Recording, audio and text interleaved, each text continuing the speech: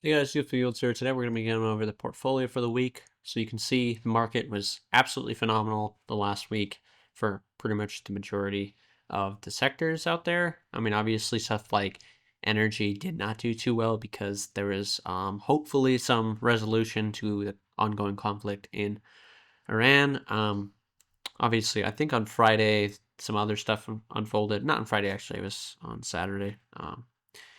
So we'll see how that goes tomorrow. But we're still on a winning streak. I think this is like day 14 or something. It's crazy. So I'll go into how the portfolio is kind of hopefully hedging for something to happen tomorrow. And futures markets just opened, so I will go over that as well. Yeah, so to start off, for the week, we are up roughly, where is it? 5.61%. SPY is up 4.44%, which is also crazy for SPY, right? Composer is up 8.78%, despite us being down 1% on Friday. M1 Finance was up 4.31%. Webull was down 53%. And that is largely due to Friday going down 24% almost, which is crazy. Yeah, I think eventually that's going to do well, so I am kind of ignoring it right now. But it is down quite a lot. I think we're down to like 200 or about 300, so pretty crazy.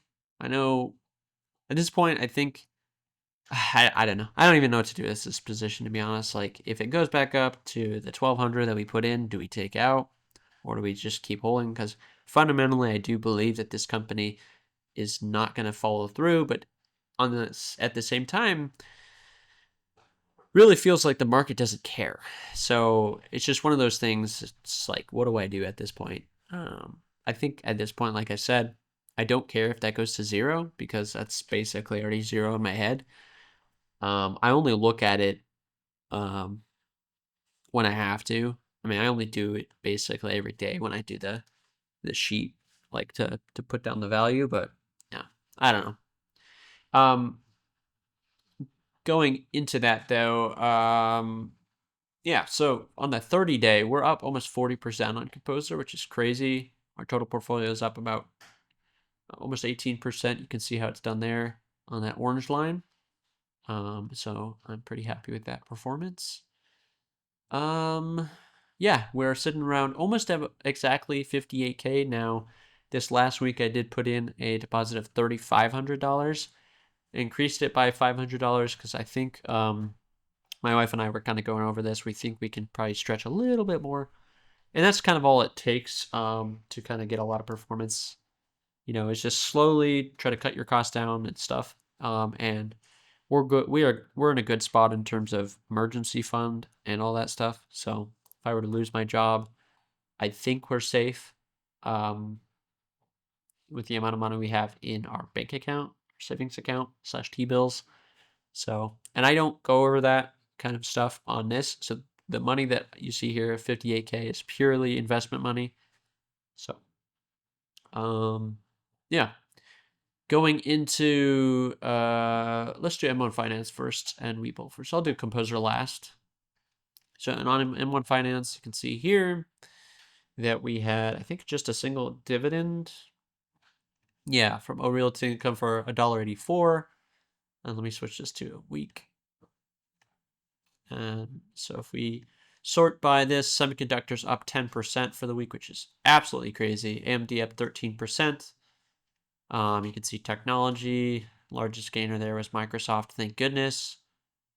And financials, largest gainer there was from Morgan Stanley. But financials are starting to finally go back up, so it seems like there's maybe a little bit of a sector rotation going on.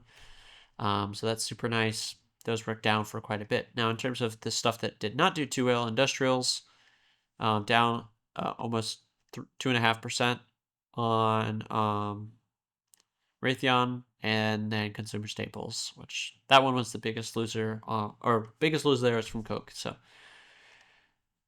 yeah. In terms of, I guess there's one more there. Didn't actually go negative, but healthcare, and the biggest loser there is from Eli Lilly. In terms of holdings, we are up 113% on AMD, 90% on Google, 55% on AVGO, and 40% on NVIDIA. RTX still up there, actually 36% despite going down. Morgan Stanley has been shooting up like crazy. It's actually insane. If we look at a chart here for the last, like, let's say year to date. Well, maybe year. You can see it's done 76% in the last year, which is actually crazy for something like that.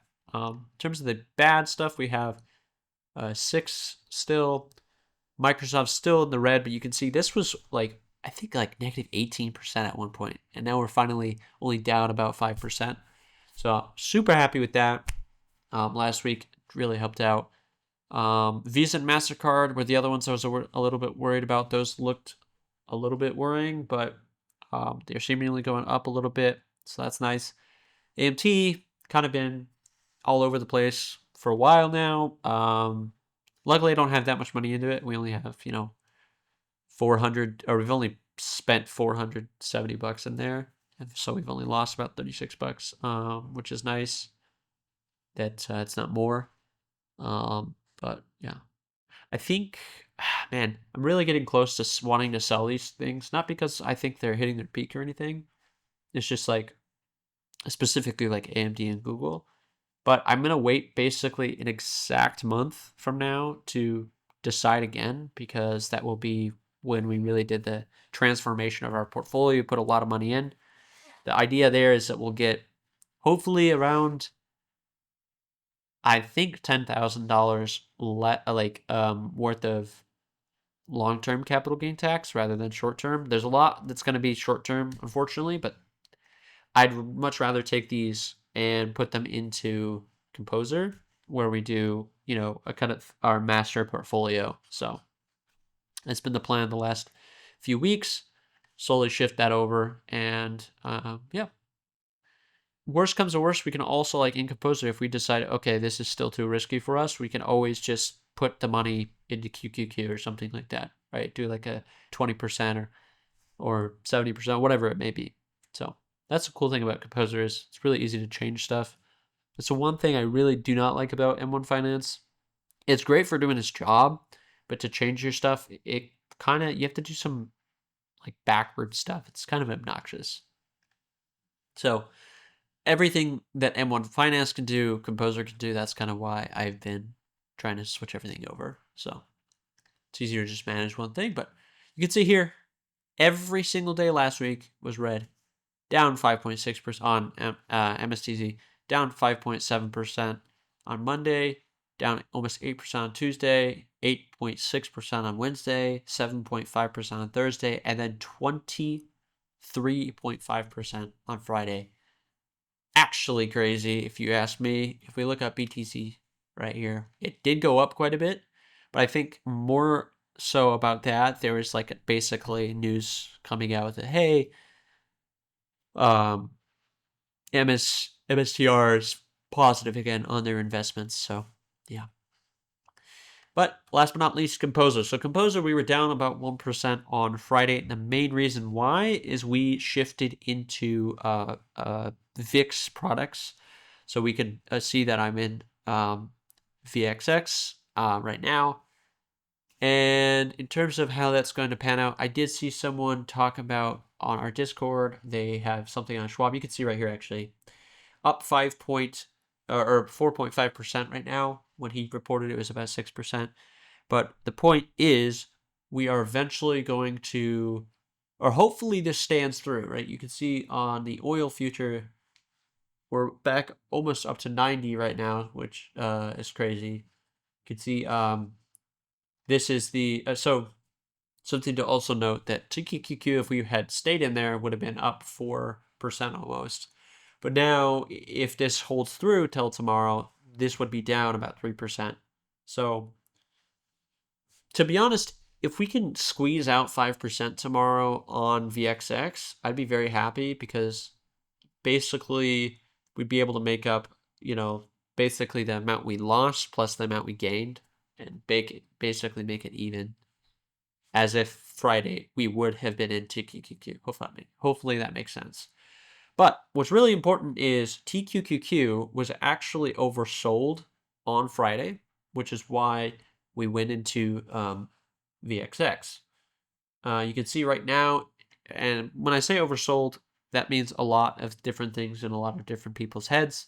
But here we can see that right now it's at 75. For us, our main portfolio, I basically have it split down the middle between two smaller symphonies, but each of those looks at either SPY or QQQ, mostly QQQ, and in this case for like the Holy Grail strategy, it looks at TQQQ. That is basically checking, hey, is it going to be over 79 RSI? If it is, we're treating that as oversold. So, point in case, that's why we're in VXX. You can also see something else really important happened here, which is that the 20-day is now above the 200. And you can see, I mean, how crazy this monumental move is. Like, 1, 2, 3, 4, 5, 6, 7. Wait. So 1, 2, 3, 4, 5, 6, 7, 8, 9, 10, 11, 12, 13, 14, 15 would be on Monday. So 14 days, though, which is crazy. This is on TQQQ, but the same is true, I think, minus 1 day on SPY. And so, yeah. Likelihood of us moving into something, I don't think I can show right now because the markets are closed. Likelihood of us moving into back into TQQQ or something would be pretty likely. We'll see how it kind of comes up, but you can see this is kind of the logic I was talking about here. Is that 10-day RSI at TQQQ is above 79%, go into VXX. And then the other one, which is basically the same thing here on QQQ, go into VXX. Now, once that goes out, we'll shift into either TQQQ or some kind of Q on majority of our portfolio. Same thing would be true on SPY. So we'll see how that goes. But right now we're 100% in VXX. And we were that, like I said, on Friday. So Thursday it triggered the move. And the main reason there is because we were still oversold. You can see this blue here. That's basically when it's above 90 or 79%. So all that to say, going to be a very interesting day on Friday, whether or not it's actually going to be, a day, an up day, a down day. We'll see. As I talk, it keeps going down lower and lower. But actually, you can see NASDAQ's going higher and higher, right? Or maybe a little bit higher, but. And by NASDAQ, I mean just like NASDAQ futures. So, but yeah, guys, that is it. I guess really what ends up happening is if there's any news for the rest of today or during the market hours on Monday regarding the Iranian, the Strait of Hormuz, who knows? Could honestly go any way at this direction. That's the thing about this market is we really don't know what's going on here. So, yeah. I also just realized I was looking at the futures here. Really, I was supposed to be talking about this. So, if we go back here, obviously we're showing oversold right now. You can see that it happened in 81, but so I guess we have not crossed that there. But if we go on QQQ, we have. So, anyways, guys, that is it from me. And as always, I wish you guys a well to future.